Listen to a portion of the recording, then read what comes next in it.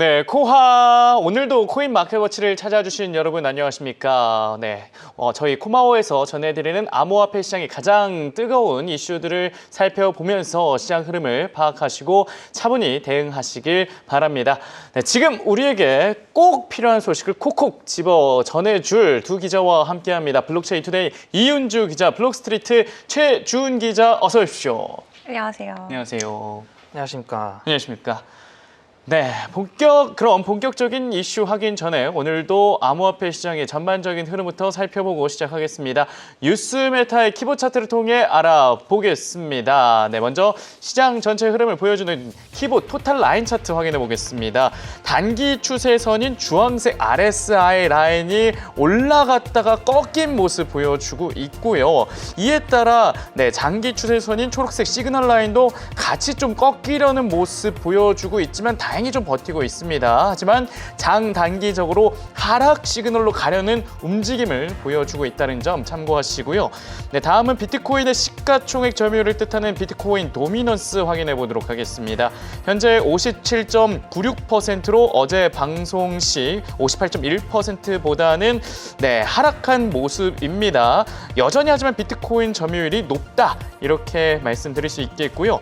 이어서 USDT의 시가총액 점유율을 보여주는 테더 도미넌스는 6.1%로 어제보다는 하락했지만 여전히 테더 도미넌스가 높다라는 것을 확인할 수 있습니다.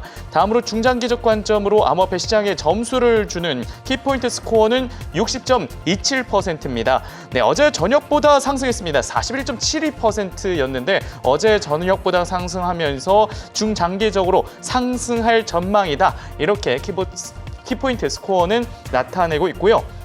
반면 키포인트 스코어, 이 단기적 관점을 나타내는 스코어죠. 네, 0.05%, 마이너스 0.05%로 어제보다는 하락을 했습니다. 단기적 관점으로는 그렇지만 횡보할 것이다 라고 이렇게 분석을 하고 있습니다. 네, 이렇게 해서 뉴스메타의 키보드 차트를 통해 암호화폐 시장의 전체적인 흐름 살펴봤습니다. 네, 전해드린 내용은 매매 시 참고로 활용해 주시고 투자는 신중하게 판단하시길 바랍니다. 그럼 오늘 주요 코인부터 살펴봐야겠죠. 비트코인부터 살펴보도록 하겠습니다.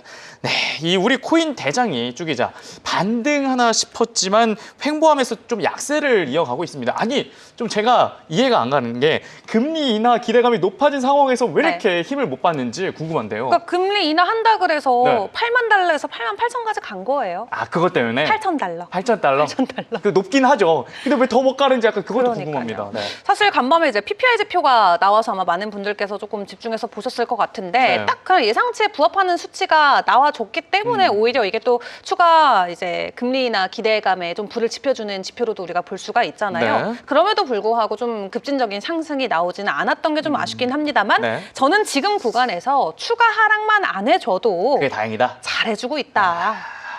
지금 기준이 좀 높으신 것 같아요. 비트코인에 대한 기준이. 그러니까 12월 산타랠리 빨리 하루빨리라도 왔으면 좋겠다는 생각 때문에 제 기준이 높아졌는데 잘 버티고 있다라는 것이죠. 버티고 있다. 그리고 아마 어쨌든 미증시도 뭐 엔비디아 같은 경우는 좀 하락하는 모습이 구글 때문에 나오긴 했지만 결론적으로 지금 위험 자산에 대한 심리가 다시 한번 좀 개선되고 있다라는 부분들이 많은 지표를 통해서 보여지고 있잖아요. 또 여기에 미국 재무장관 같은 경우도 지금 연준 이사들이 확실히 금리 인하 쪽으로 많이 기울여지고 있는 것 같다라는 발언을 직접적으로도 내놓으면서 일단 12월 이제 기준금리 인하 가능성 70%, 80%까지 지금 올라가 있는 상황입니다. 근데 말씀 주신 대로 다시 한다라는 자신감이 시장에 있는데 왜 이것까지밖에 반등이 안 나오냐라고 했을 때 저희가 좀 기준을 낮춰야 된다. 그러니까 여기에서 우리가 더 이렇게 불안해하고 빨리 더 올라야 되는데 왜 10만 달러 다시 제대로 반하냐라는 마음으로 임하는 순간 우리는 그냥 지는 거예요. 아, 지는 거예요? 지는 겁니다. 조금 인내심을 가지고 차근차근 유동성을 기다려야 된다. 그렇습니다. 그래서 일단은 12월 이제 PC가 5일로 밀렸나요? 그렇죠? 발표 이번 주 해야 되는데 이제 12월 첫째 주까지 밀린 상황에서 어쨌든 연준이 가장 선호하는 인플레 지표가 PPI가 아니잖아요. PC 봐야 됩니다. 그래서 PPI는 이제 CPI가 어떻게 나올지 우리가 미리 볼 수 있는 선행 지표니까 어느 정도 유의미한 부분은 있지만 결론적으로는 우리가 인플레 체크하기 위해서 12월 첫째 주에 발표되는 PC를 가장 먼저 집중적으로 봐야 될 것 같고 네. 그래도 그나마 금리 인하 기대감이 있기 때문에 비트가 88,000에서 횡보라도 해주고 있다라고 생각을 해야 돼요. 우리가 네.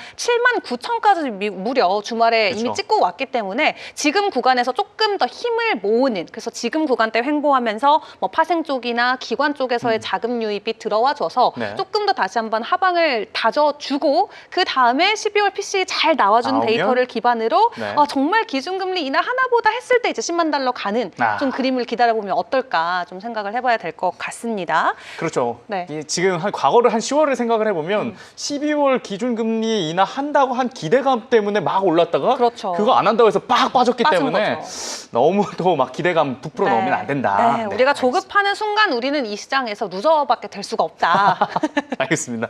루저가 안 되기 위해서 루저 되지 마시고요. 좀 인내심 갖도록 하겠습니다. 알겠습니다. 네. 그런 가운데 그래도 간밤에 나왔었던 이슈들은 긍정적인 부분들이 훨씬 많기는 했습니다. 네. 특히 제도적으로 우리가 긍정적으로 볼 만한 호재거리들이 많이 있었는데요. 네. 이 이슈 같은 경우는 사실 지난주에도 한 차례 언급된 바가 있었는데 드디어 미국 주 정부 최초로 텍사스주에서 비트코인을 굳고 매입한다라는 소식이 전해졌습니다. 네. 뭐 규모가 엄청난 뭐 입이 떡 벌어지는 규모는 아니지만 1,000만 달러 정도 일단은 첫 매수를 진행을 했다라고 하고요. 네.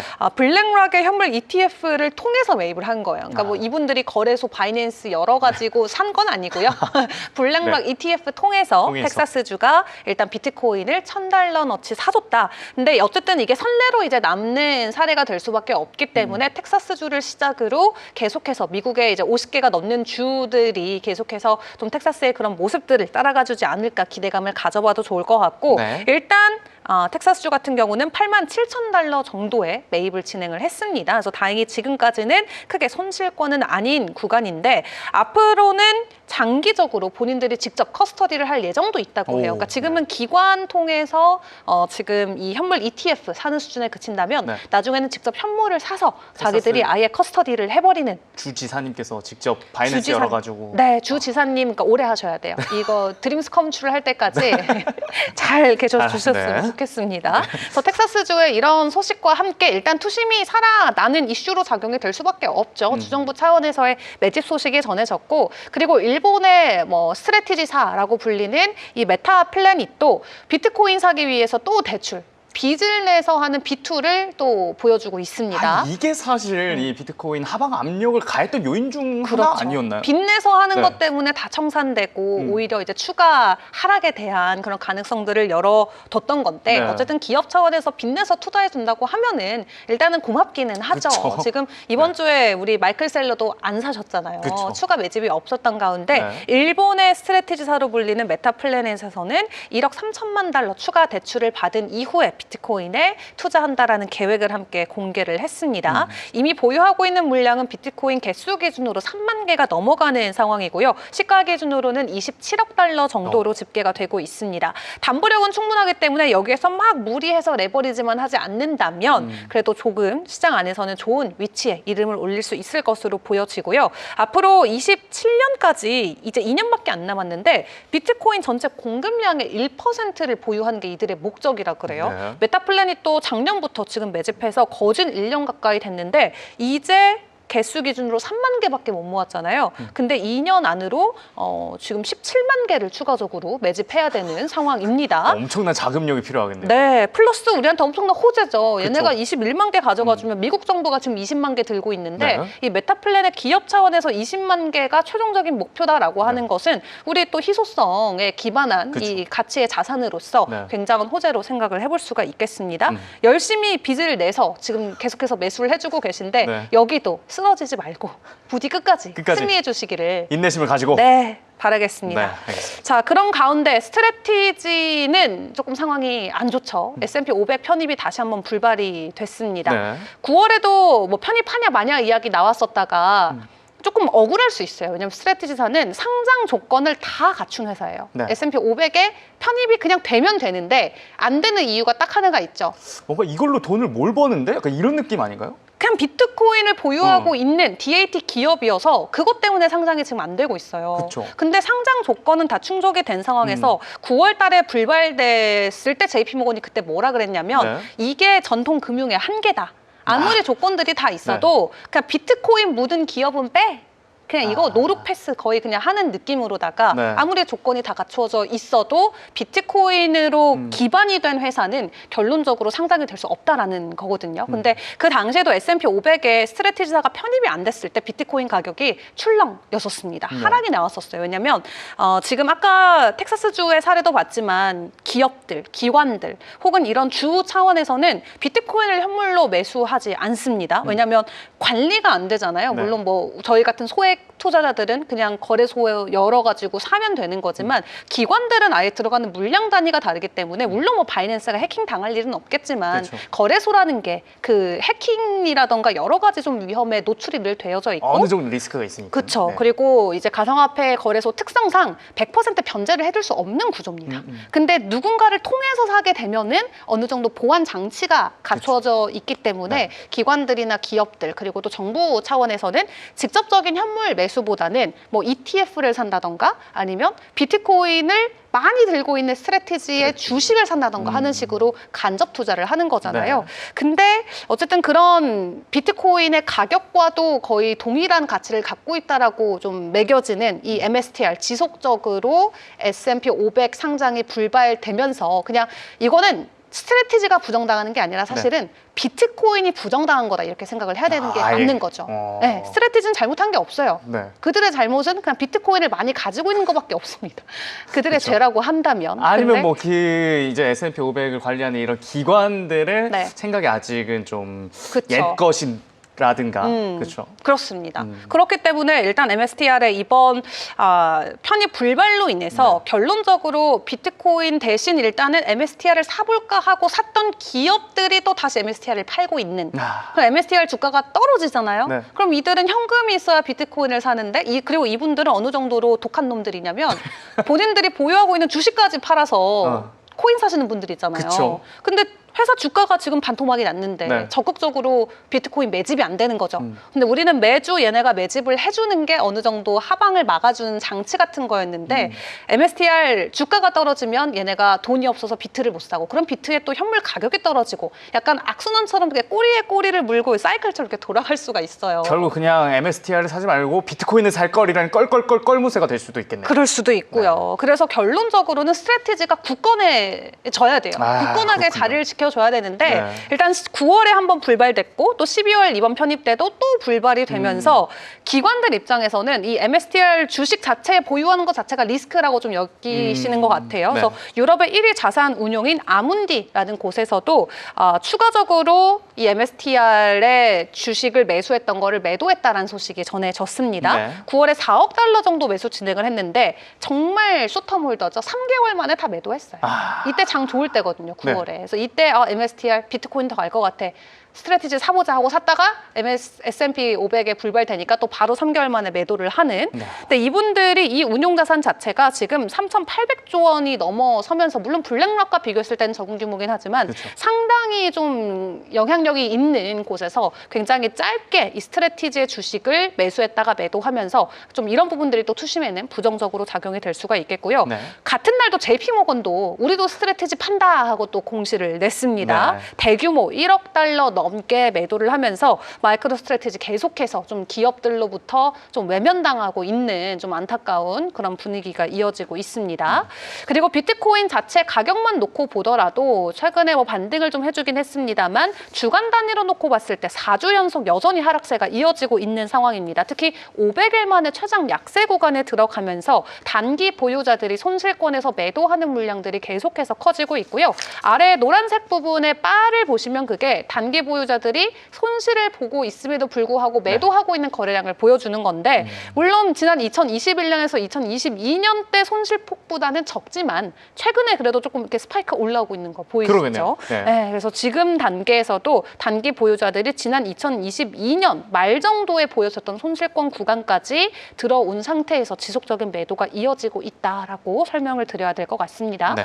그럼에도 파생상품 쪽에서는 이제 숏이 끝났다라고 생각을 하는 것일지 고래들이 롱에 대한 좀 배팅을 이어가려는 모습들이 보여지고 있습니다. 네. 과거에는 이렇게 숏 비중이 완전 청산되고 고래들이 좀 대규모로 롱에 들어올 때가 저점의 신호로 좀 체결이 됐었던 만큼 파생상품 쪽에서 보여지고 있는 이런 변동성 유동성이 우리가 단기 저점으로 생각을 하고 당분간은 좀 상승 사이클로 들어가 줄지 기다려 봐야 되는 대목이 될 것 같고요. 지금 평균적으로 84,000에서 9만 달러 구간대 이 롱에 대한 수요들이 많이 몰리고 있는 상황이라고 해요. 그래서 해당 부분도 참고를 해보시면 좋겠습니다. 네. 자, 마지막으로 좀 규제에 관련된 법안 이슈들도 전해드려야 될 것 같은데 오늘 미국과 한국에서 나란히 규제와 법안 관련된 소식들이 체크가 됐습니다. 네. 미국 상원에서는 12월에 이 디지털 자산 시장 구조 법안에 대한 논의를 이어간다라고 하고요. 한국에서도 현물 ETF 드디어 허용해 주는 것일지 일단 법안 발의를 해서 좀 구체적인 내용들을 이어갈 것으로 보여집니다.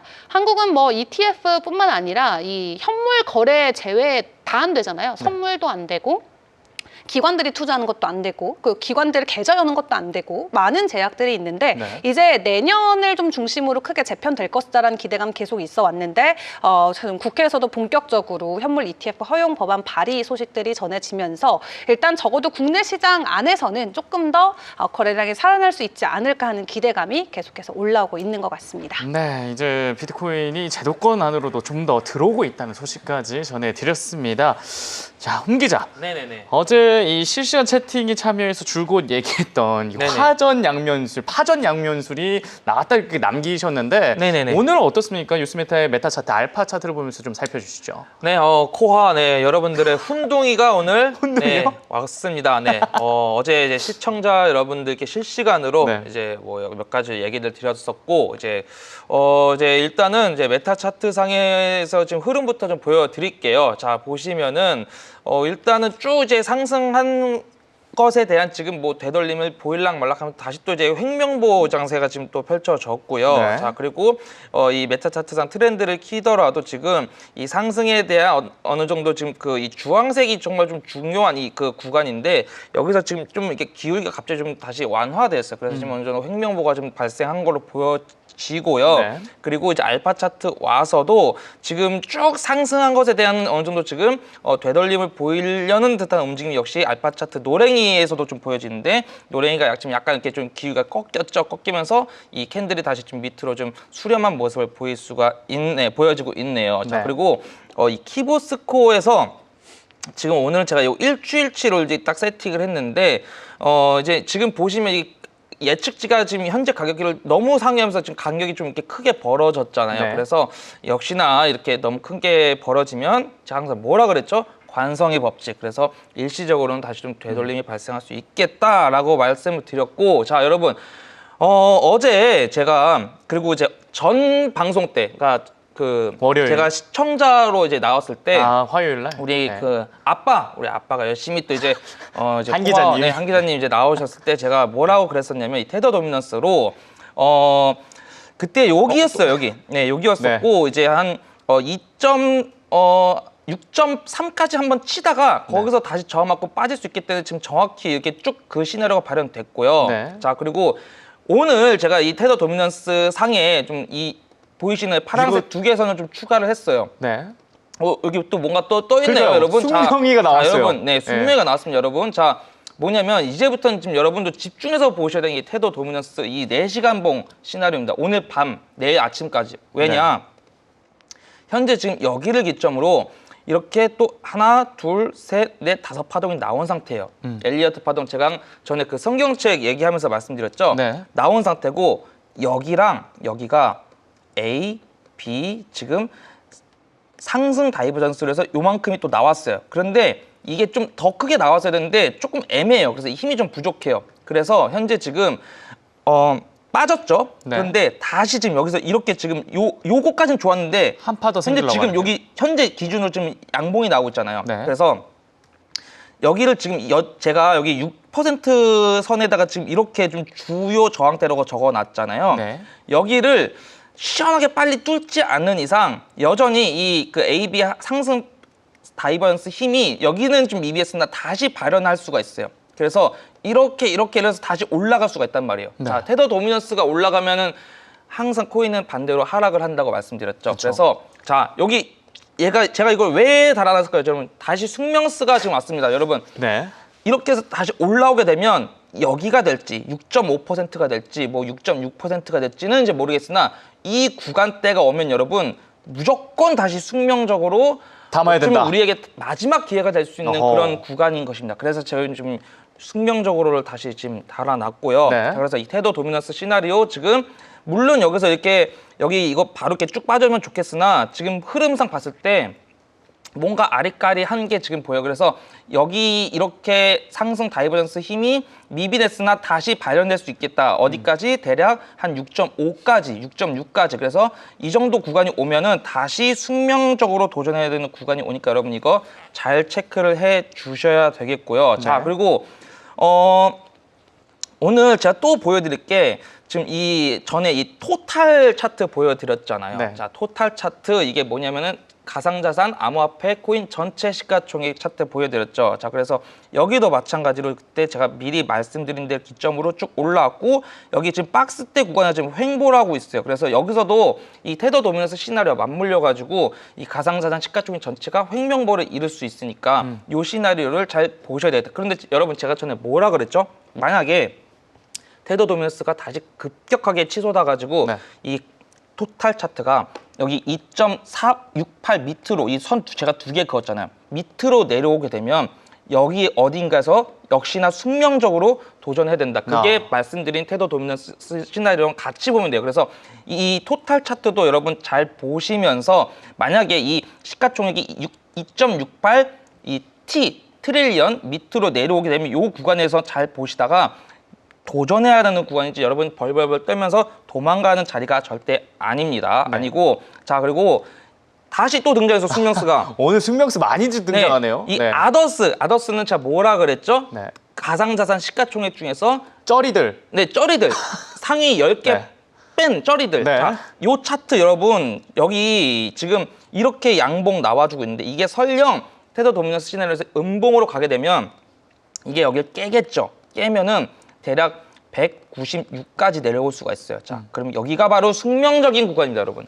그래서 이런 것도 여러분 항상 복합적으로 체크를 하시면서 네. 우리가 지금은 변곡점 어디서 어떤 것을 할 변곡점 바로 매수할 변곡점을 지금 찾는데 집중을 하셔야 되는 거예요. 그래서 네. 지금 제가 아까 채팅에도 오늘 오늘은 준반등 시나리오라고 말씀드렸는데 자 준반등 시나리오가 뭐냐 여러분 뭐예요? 자 이게 준반등 시나리오거든요. 제 사진 자 여러분 준반등 시나리오 자 제가 지금 메인으로 보고 있는 시나리오는 준반등이다. 네 준반등인데 뭐냐 자 그럼 비트코인 주봉 차트로 보여드릴게요. 자 주봉 차트 왔어요. 자 역시나 준반등이 여기 존재하고 있고요. 네. 정확히 뭐냐면 주봉 차트상 여러분 앞으로 제가 보여드릴 건데 3주, 그러니까 남은 11월이 좀 매우 중요하겠는데요. 네. 이 지금 현재 요번 주 주봉이 지금 이렇게 도치 형태의 십자이지만 이게 아니라 양봉으로 마무리가 되고 네. 그 다음 주에도 어느 정도 양봉으로 마무리가 되고 그 다음 주에도 3주 뒤 앞으로 2주 뒤에도 이렇게 양봉으로 마무리 여기를 지금 9만 다시 279달러를 도전하면서 안착하는 그림이 나오면 네. 지금 여기부터 시작된 하락세 이거 주봉 시나리오로 남들이 예측하지 못하는 순간에 지금 다시 말아올릴 수가 있어요. 엄청 크게 급하게 나올 튈 수가 수 있어요? 네, 급하게 튑니다. 진짜요? 요게 시나리오가 지금 제가 바로 보는 메인 시나리오입니다. 그래서 지금 가장 메인 시나리오는 역시 준반등 시나리오다. 남들이 눈치채지 못할 때. 네. 자, 그래서 제가 항상 말씀드렸잖아요. 뭐다? 남들 떠날 때 도전해야 된다. 자, 이거는 세상의 이치고요. 제가 변곡이 발생하는 지점에서는 도전해야 된다고 제가 말씀드렸어요. 그래서 그렇죠. 제가 지금 말씀드린 구간들이 다 변곡이 발생하는 지점들을 예측할 수 있는 도구라고 보시면 되겠고요. 네. 자, 그리고 좀 전에 댓글에서 어떤 분이 이거 지금 가짜 반등 같은데라고 말씀하셨어요. 그래서 불트랩 같다. 그래서 지금 네. 역시나 지금 롱 포지션 많이 증가하고 있다는 뉴스도 들려오고 그래서 이거 맞아요, 여러분. 그래서 지금 상승이 좀 아리까리해요. 그래서 테더 도미넌스 시나리오 제가 말씀드린 거예요. 그래서 지금 이 변곡 발생하는 지점 여러분 잘 보셔야 되고요. 네. 그리고 이 비트코인 지금 일봉 시나리오 다시 돌아와서 만약에 테더 도미넌스가 상승을 하면서 비트코인이 다시 이 파란색 추세선을 이탈하고 하락하게 된다면 제가 미리 말씀드렸던 이 최대 요번에는 78,905달러까지는 한번 열어두셔라. 그런데 떨어질 수 있구나. 아니 여기까지 네. 그렇다고 바로 오는 게 아닙니다. 절대 이게 아니고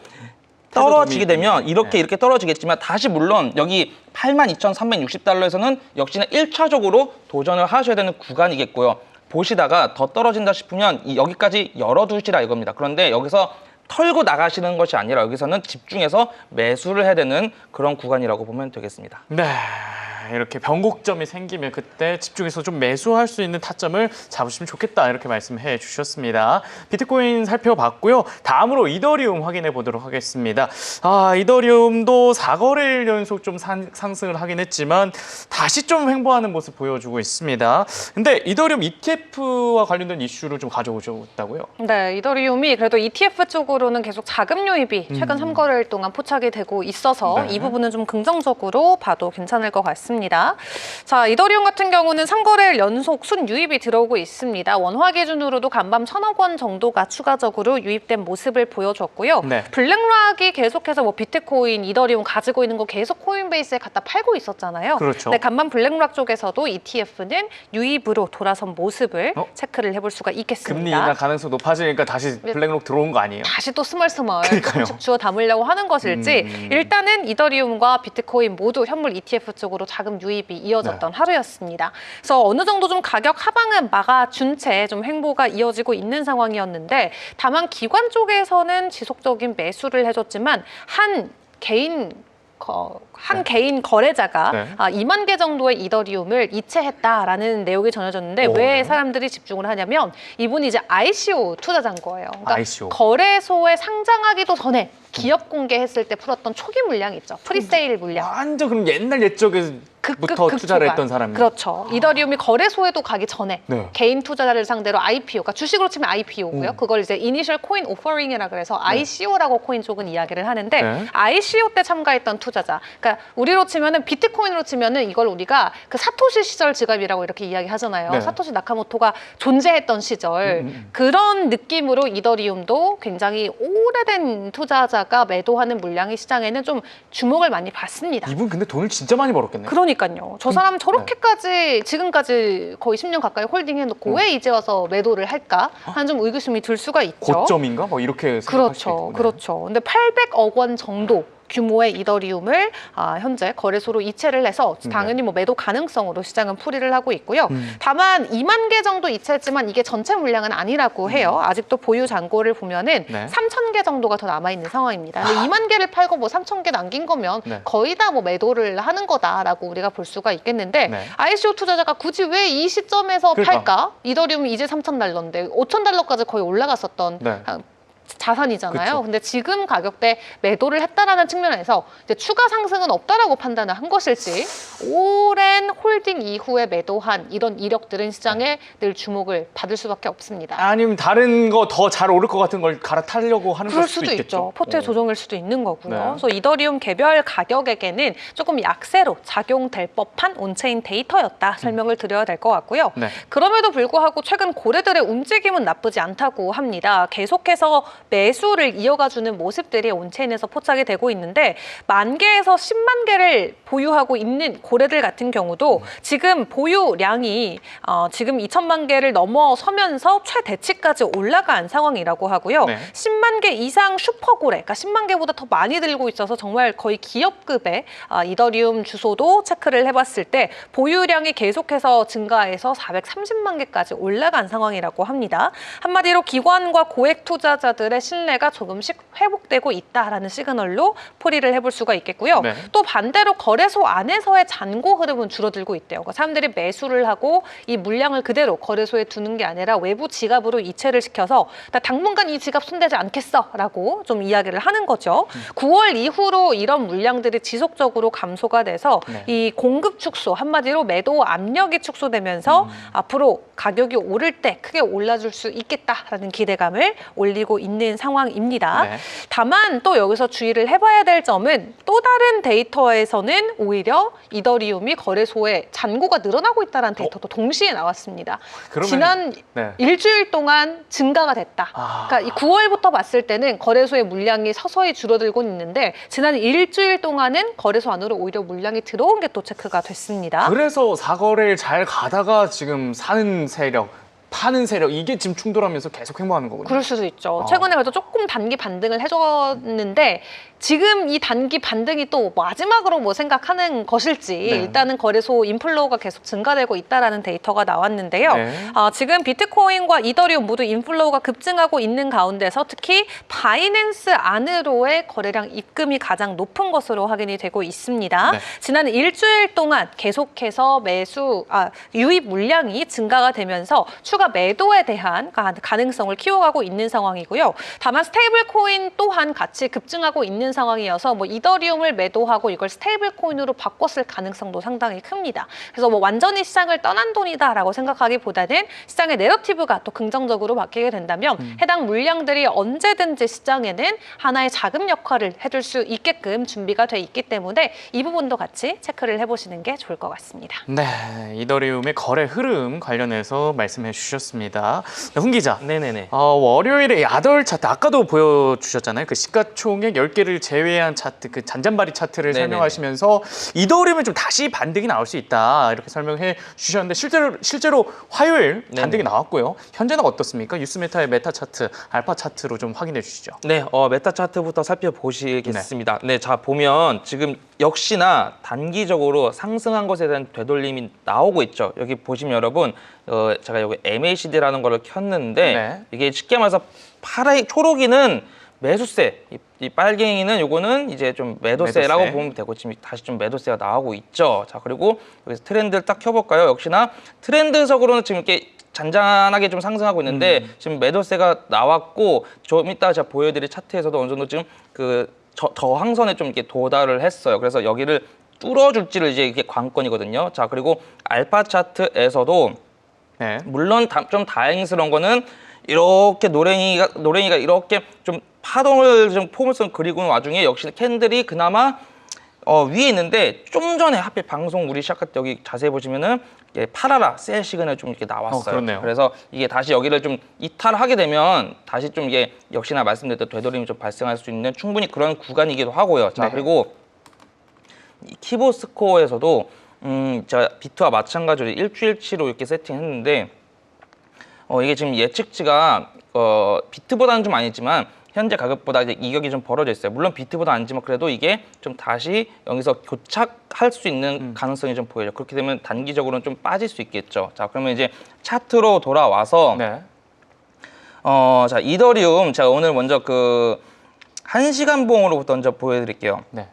이게 1시간 봉인데 자 제가 이걸 좀 업데이트를 해놨어요. 무슨 뜻이냐? 지금 이렇게 빠지고 있는데 제가 이게 선을 좀 복잡하게 오늘 좀 선이 그어놨는데 엄청 많네요. 여기 2,922달러와 네. 2,954달러. 사실 제가 2,950달러 2,950달러 구간은 여기는 제가 항상 그 강조했었죠. 전방에서도 여기를 좀 빨리 안착해주거나 좀 지켜줘야 된다. 근데 역시나 지금 여기서 좀 두드려 맞고 역시나 여기 상단에 파란색 선 보이나요? 두드려 맞고 지금 이렇게 내려왔어요. 그리고 지금 단기적으로 2,922선 제가 이거 오늘 아침에 추가해 놓은 건 여기도 마저 좀 이탈을 했어요. 그래서 자 사실상 지금 가장 좋은 시나리오는 이더리움이 3,022달러 여기 구간이거든요. 여기 구간이거든요. 네. 여기를 좀 넘어서 안착해 주는 모습. 자, 저기를 확실하게 넘으면 계속 쏠 수 있겠군요. 그렇죠. 그러면 어떻게 되냐? 1차적으로 여기 제가 그거는 회색 박스대 구간이 여기가 3,030달러, 3,040달러 안팎인데 네. 여기를 도달해 주어야 돼요. 왜? 추가 상승하기 위해서. 음. 그런데 지금 어쨌나 앞에 지금 수많은 저항대가 있어서 지금 봉착하고 있잖아요. 너무 많아요. 네, 그래서 우선 제가 바라보는 여러분들 다 원하시는 시나리오부터 말씀드리면 빨리 여기 회색 박스 때 3,030, 3,022달러 구간을 안착을 한 다음에 추가적으로 한번 더 펌핑하는 거예요. 그래서 대략 3,140달러 구간이 현재 일봉상으로는 우리가 익절을 해야 되는 구간이에요, 여기가. 네. 여기가 익절 구간인데 여기가. 현재 이런 구간에서 이제 진입을 하셨다는 가정하에서는. 자, 그래서 그런데 지금 여기가 저점이면 좋겠지만 더 빠질 수 있다고 제가 말씀드렸죠. 그래서 전에 제가 뭐라고 말씀드렸냐면 이더리움이 그 3,100달러를 혹은 2,950달러를 제대로 지키지 못하면 충분히 여전히 2,700달러까지 다시 하락할 수 있겠다라고 말씀을 드렸었어요. 그래서 네. 왜 그러냐면 그때 요 선 때문에 그렇거든요. 요 선을 제가 지금 요 선 때문에 충분히 2,600달러까지 다시 좀 빠질 수 있는 시나리오는 여전히 존재합니다. 자, 그래서 제가 다시 강조드리는데 네. 테더 도미넌스가 왜 중요하냐면 오늘 밤에 이 방송 끝나고 이게 4시간 보니까 뭐 오후 9시가 됐든 오늘 밤에 여기 6.27에서 다시 저항 맞고 빠지면 베스트. 자, 이렇게 빠지면 베스트. 네. 그럼 비트도 그렇고 이더도 그렇고 같이 가죠. 모두 다 이제 다시 반등을 할 수가 있는데 네.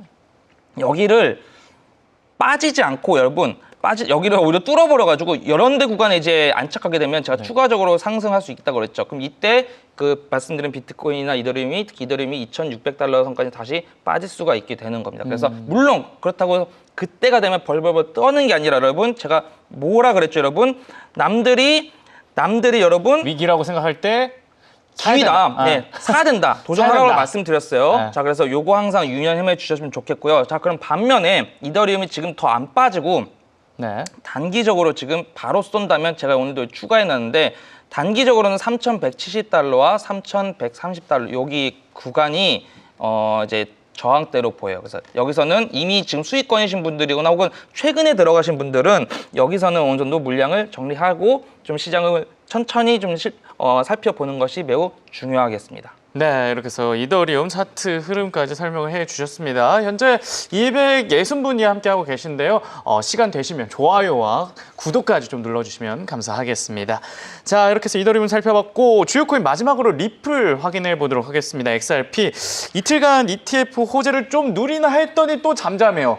제가 이틀간 정말 기뻤거든요. 근데 좀 잠잠해서 또 왜 이러나 하는데 어떤 이슈가 있었습니까? 네, 사실 뭐 이것도 할 만한 새로운 이슈가 있었던 건 아니고요. 네. ETF 쪽으로 그래도 긍정적인 자금 유입이 계속해서 이어지면서 시장의 기대감은 그래도 커지고 있는 상황이기는 네. 합니다. 현물단에서 막 가격이 크게 변동성을 보여주고 있지 않은 부분이 좀 아쉽게는 느껴질 수가 있겠지만 간밤 새벽 사이 기준으로 일단 2.23달러까지 올랐었던 XRP 지금은 네. 2.17달러에 거래가 되고 있습니다. 다만 ETF 쪽으로 들어온 자금 유입량을 보면은 굉장히 긍정적인 데이터를 체크해 볼 수가 있겠는데요. 네. 거의 2주 정도 먼저 출시했었던 솔라나 ETF 거래량을 제치고 XRP 자금 유입 1위로 우뚝 올라섰습니다. 네. 그래서 알트코인 기준으로는 자금 유입량 1위에 XRP가 이름을 올리고 있는 상황이고 지난 며칠 동안 거의 6억 달러 가까이가 XRP ETF로 들어온 게 체크가 되면서 솔라나 ETF를 좀 간발의 차로 거래량 측면에서 추월하는 모습을 보여주고 있습니다. 네. 일단 업계 전문가들은 솔라나보다도 XRP ETF가 더 잘 팔리는 이유를 수수료 면제 덕분이다라고 이야기하시는 분들도 있어요. 네. 예를 들어서 프랭클린 템플턴 같은 경우도 내년 5월까지 50억 달러 한도 면제가 돼 있는 상황이고 그레이스케일 같은 경우도 일단은 수수료 면제 좀 전략을 펼쳐서 서로 우리 운용사 와서 ETF 사라는 좀 홍보를 하는 거죠. 그래서 네. 이런 부분들이 솔라나보다는 기왕 살 거 XRP에서 공짜로 수수료 없이 매수하는 좀 좋은 기회 포인트로 작용이 되고 있다라는 분석들이 나오고 있습니다. 네. 상황이 이렇다 보니까 일단 12월 돼서도 XRP의 현물 ETF 추가적인 자금 유입이 충분히 가능할 것이다라는 전망들이 나오고 있는데요. 지금까지 거래량을 놓고 봤을 때는 5억 달러 정도였는데 12월까지 그래도 15억에서 20억 달러의 자금 유입이 가능하지 않을까 하는 예측들이 나오고 있습니다. 네. XRP와 솔라나 그리고 도지코인까지 ETF 출시가 됐는데 결론적으로는 알트코인 ETF들이 나쁘지 않은 거래량과 성과들을 보여주고 있어서 12월까지 쭉 기대감은 형성이 돼 있는 상황이고요. 이렇게 ETF에 돈이 많이 들어오게 되면 기관들이 계속해서 리플을 좀 더 담아야 되니까 그쵸. 공급이 잠기고 이게 그렇게 해서 가격이 빵 뜨는 원리잖아요. 맞습니다. 이게 근데 연말까지 이렇게 네. 될 수 있다. 네, 연말까지 더 거래량이 증가될 수 있겠다라는 기관들의 예측이 나오고 있는 상황에서 네. 말씀 주신 대로 ETF 쪽으로의 자금 유입이 들어오게 되면은 결국 현물 가격에도 영향을 줄 수밖에 없잖아요. 네. 그래서 솔라나와 XRP의 가격 전망이 계속해서 올라가고 있습니다. 네. 실제로 연말까지 연말까지. XRP는 ETF를 기반으로 33% 오. 상승할 것이다. 네. 솔라나는 10%는 추가 상승할 수 있다라는 예상치가 나오는데 네. 사실 고점 대비는 아직까지 조금 많이 이 정도 어, 올라도 늘리긴 저희가 10월 10일 이전 수준으로 돌아가는 것은 아닙니다. 네. 그럼에도 불구하고 그래서 마른 것처럼 보이지만 사실상 이 정도 수치도 조금 아쉽다. 아쉬운 연말을 보낼 수밖에 없겠다라고 네. 생각을 해봐야 될 것 같아요. 그래도 ETF 출시 덕분에 좀 주요 코인들은 어느 정도 하방 압력을 막아내고 연말까지 상승에 대한 기대감을 키워가고 있는 것 같습니다. 네, ETF로 계속해서 자금이 들어오고 있기 때문에 연말 가격을 좀 기대해 볼 수 있겠는데요. 훈 기자. 네네네.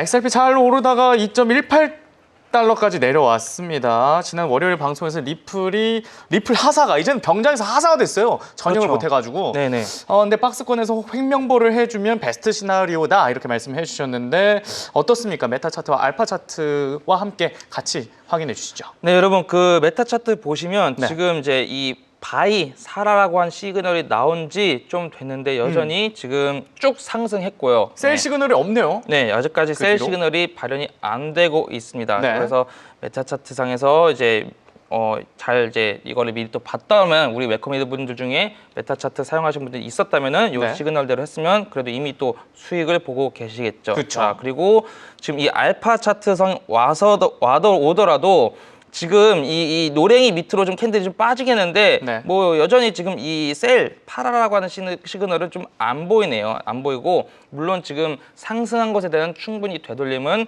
발생할 수 있다. 제가 항상 이건 말씀드리는 이것도 역시 관성의 법칙도 세상의 이치입니다, 여러분. 이치다. 자, 그리고 네. 키보스코어에서 지금 네.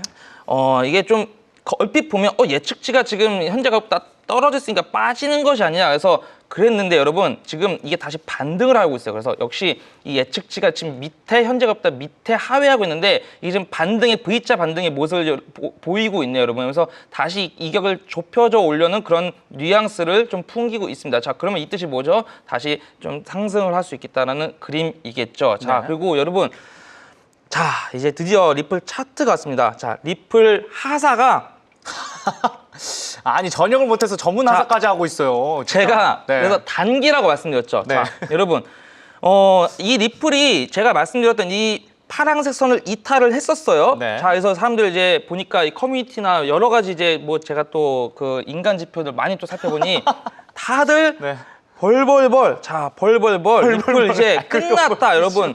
이러고 계셨어요, 여러분. 자, 이러고 계셨고 네. 저는 그 와중에도 우리 코마오에서 우리 웰컴이 분들을 위해서 이렇게 맞아요. 열심히 회색 박스 때까지 쳐가면서 제가 그래도 매수할 수 있는 자 1차, 2차 타점을 네, 좀 잡아주셨죠. 매수해라. 네. 제가 매수하라고 제가 거의 화내지 시그널을 마시고. 제가 네. 드렸었습니다. 네. 자, 정말 그래서 여기서 매수하셨던 분들, 네. 자 여기서 매수하셨던 분들, 자 그리고 제가 네. 여기 쭉 상승하면서도 이 파란색 선이 2.1달러에서 단기적으로 저항받을 수 있고 정확히 여기서 또 보시면은 저항을 좀 맞은 모습을 확인할 수가 있어요. 그런데 다시 이 박스대에서 또 진입하셨더라면 여기서 좀 응축을 했죠. 지금 벌써 여러분 몇 퍼센트 수익이게요? 자 몰라요. 여러분 단순히 보더라도 네. 자 여기서 하셨던 분들은 지금 벌써 뭐야? 15%, 14%. 자 그렇네요.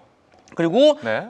여기서 하셨던 분들도 지금 벌써 8%, 10% 아. 가까이 지금 수익 중이신 겁니다. 네. 그래서 항상 제가 말씀드리는 변곡에서 여러분 도전을 하셔야 되는 것이고요. 자, 네. 그러면 지금부터 이제 리플 시나리오 이 파란색 선으로 안으로 들어왔는데 어떻게 될 것이냐? 말씀드렸다시피 되돌림 이만큼 상승한 것에 대한 되돌림이 좀 올 수 있어요. 그러면 그렇군요. 어디가 또 기회가 될까? 기회가 여러분, 될까? 자, 네.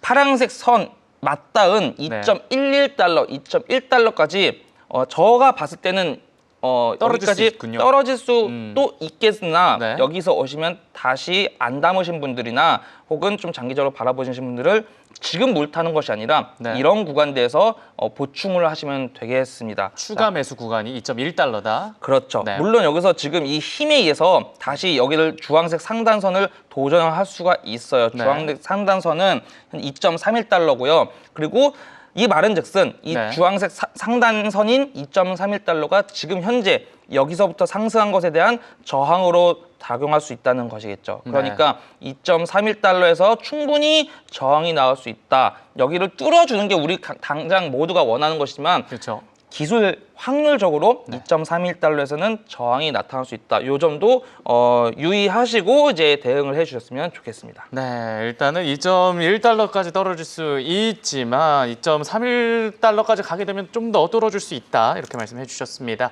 네, 이렇게 해서 주요 코인의 이슈와 차트 현황까지 자세히 살펴봤습니다. 전해드린 내용은요. 투자에 참고로 활용해 주시고 투자 결정은 신중하게 내리시길 당부드립니다.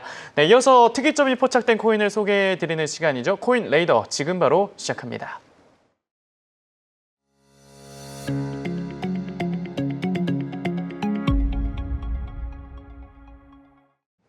네, 코인 레이더에서 오늘 포착한 코인은요, 도지코인입니다. 도지코인 같은 경우에는 0.15달러 선에서 현재 거래되고 있는데요.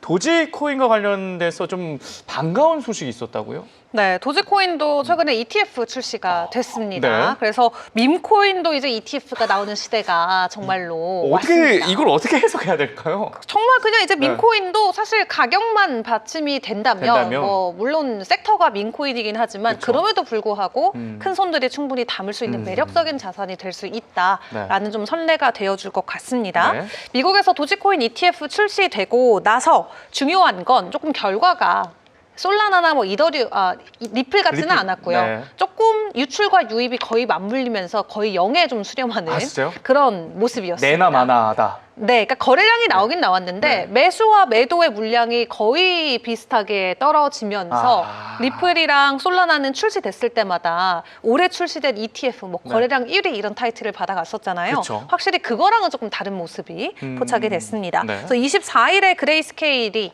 이 현물 ETF 출시를 해줬고 그 다음에 비트와이즈가 오늘 새벽에 추가적으로 도지코인의 현물 ETF 출시를 해줬지만 사실상 이렇다 할 만한 데이터가 찍힌 상황은 아니고요. 네. 그래도 ETF가 이제 솔라나 나왔죠. 그리고 XRP, 도지, 기존의 이더리움, 비트코인까지 해서 네. 지금 상위 시가총액 10개 안에서 스테이블 코인 2개 빼고 5개가 출시가 됐고 그럼 3개밖에 안 남았거든요. 네. 그러니까 주요 종목들이 다 ETF 출시가 이루어지면서 이 ETF 경쟁 또한 본격화되고 있다라는 평가들이 나오고 있습니다. 지금 도지코인 같은 경우는 운용사 딱 2곳밖에 없는 상황인데 이 두 운용사 간의 지속적인 경쟁이 이어질 것으로 보여지고 있는 가운데 만약에 조금 더 큰 규모의 운용사들이 참전을 해주게 됐을 때 네. 뭐 거래량 폭발이 또 나올 수 있을지는 기다려 봐야겠습니다만 일단 현물 ETF 기다리고 기다렸지만 사실상 거래량 측면에서는 그렇게 긍정적으로 보기는 어려웠다라고 말씀을 드려야 될 것 같습니다. 네, 뭐 도지코인 이 ETF를 냈지만 좀 부진하다 이렇게 말씀해 주셨는데 이 도지코인 관련된 차트 흐름은 또 어떻습니까? 네, 뭐 도지 하니까 우리 네. 멍멍이 우리 또 솔수연 기자가 키우는 우리 또 멍멍이가 또 떠오르고 갑자기? 우리 쭈 기자도 또 멍멍이 키우잖아요. 그렇죠. 이 멍멍이가 이제 무척 그리워지는 날이네요.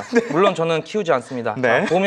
자, 메타 차트부터 보면 간만에 지금 차이로 셀 시그널을 뒤로 하고 바이 시그널이 나왔어요. 물론 현재 지금 이 분홍색 선 밑으로 캔들이 좀 빠지긴 했으나 여러분 지금 이게 중요한 게 아니라 네. 무엇이 중요한지를 제가 그 차트에서 보여드릴게요. 자, 알파 차트에서도 역시나 지금 바이, 사라, 팔아라 그게 연속되는데 계속 중요한 거는 반복되네요. 네. 알파 차트 노랭이를 지금 이 캔들이 뽀뽀를 하고 있어요. 자, 그런데 이게 지금 더 빠질지 아니면은 여기서 매수를 해야 될지 자, 여러분 감이 안 오시죠? 네. 그래서 오늘은 도지코인은 좀 더 차트에 중점을 두고 설명을 드릴 것이고요. 좋습니다. 피보 스코어를 오더라도 자, 일부러 요거는 좀 더 장기적인 관점으로 3주를 켜놨는데 네. 예측치 여전히 현재 가격보다 위에 있고 이 흐름은 여전히 더 추가적으로 이렇게 뻗쳐나갈 그런 여력이 더 보여집니다. 네. 그래서 한번 차트를 와서 보시면 자, 이게 일봉 차트고 여러분 여기서부터 여러분 잘 보세요. 도지코인 저항대가 엄청 많네요. 반대로 네. 지지대가 될 수 있는 것입니다. 자, 그쵸. 그래서 네, 일단 여러분 오호호호. 요 구간 여러분 자 옛날에 요 구간 언제인지는 저도 잘 모르겠는데 네. 자 CCR에서 이렇게 가격은 계속 빠지는데 삼봉 정도전 우리 조선의 건국일 이바지 하신 우리 정도전 갑자기. 패턴이 났고 그때 네. 미친 듯이 올랐죠 이렇게. 그러네요. 지금 구간도 여러분 잘 보세요. 캔들 위에가 캔들인데 캔들은 빠지는데 이 CCI랑 3번이나 이렇게 좀 상승하는 패턴 나왔어요. 그래서 네. 현재는 기술적으로 도지코인은 상승의 모멘텀이 좀 더 세다고 말씀을 드리기 과거의 위해서 차트 흐름대로 갈 수 있다 이렇게 네, 말씀해 물론 주신 거죠? 네. 이때 이만큼 쐈다 해서 이번에도 이만큼 쏘는 그건 아니지만 어쨌든 상승의 흐름이 보인다라는 걸 제가 일단 말씀을 드린 것이고요. 자, 그럼 어디까지 상승할 것인가를 네. 이제 확대해서 봐야 되겠죠. 자, 그래서 이 선들도 예전에 이제 토마 보신 분들은 알겠지만 이 그대로 지금 유지되어 있는 그런 지지점들인데 오늘 기준으로 지금 여기 224원 걸쳐 있어요. 그래서 네. 여기 구간은 여러분 굉장히 좋은 손익비가 좋은 타점이 변곡점이에요, 여러분. 그러니까 이런 데서 여러분 한번 도전하시는 겁니다. 그래서 여기서 도전하시면서 단기적으로 들어가신 분들이니까 뭐 일단은 익절은 자유잖아요. 네. 그래서 뭐 276원까지는 일단 저는 바라보고 있어요. 1차적으로 여기를 당연히 뚫고 쭉 가는 움직임 나오면 좋겠지만 차트적으로 네. 이런 276원이나 314원이나 365원 구간에서는 분명히 저항을 맞이할 거예요. 물론 그 저항이 세고 강하고는 그때 시장 흐름에서 봐야 되겠지만 네. 현재 구간 224원 부근에서는 더 빠져도 사실 그렇게 더 빠질 구간이 사실 없어요. 왜냐면 여러분 손익비가 나쁘지 않군요. 네, 다시 이 차트를 이렇게 거국적으로 보면 네. 사실 그 이 도지코인 ETF가 나온 뉴스 시점이 사실 저는 원래 뉴스에 팔거든요. 근데 이미 이렇게 차트가 빠진 상태에서 그 뉴스가 좀 나오기도 했고 오히려 이런 것들은 좀 플러스 요인이 될 수가 있겠고요. 지금 이 타점 자체가 매우 손익비가 좋기 때문에 그래서 여기서 더 빠지더 한들 그렇게 더 빠지는 움직임보다는 여기서 한번 반등해주는 움직임이 나올 가능성이 크겠고요. 자, 네. 끝으로 지금 우리 솔수연의 멍뭉이가 이렇게 시무룩해 있는데 사진을 여러분 좀- 네. 이 멍뭉이 코인이 네. 여러분 지금 멍뭉이 코인. 멍뭉이 코인이 네. 여기 지금 그 바닥에 거의 있기 때문에 네. 이런 구간에서는 제가 다시 말씀드리지만 손익비 싸움이어서 손익비적으로 접근을 하셔야 되겠습니다. 물론 네. 지금 224원자 말해서 여기서 무조건 바로 반등한다 그게 아니라 지금 앞서 말씀드렸던 테더 도미넌스나 비트코인이나 이런 시나리오 그리고 아더스 이런 네. 시나리오 다 복합적으로 보면 조금 빠질 수는 있겠다. 그러나 이 빠질 때 한번 도전해 보시면은 매우 큰 손익비에 대한 결과치를 받아가실 수 있을 것입니다. 네, 이렇게 해서 도지코인까지 지금까지 쭈기자, 훈기자가 준비한 소식 모두 전해드렸습니다. 저희는 내일도 알찬 소식을 들고 찾아오겠습니다. 오늘도 시청해주신 여러분 고맙습니다.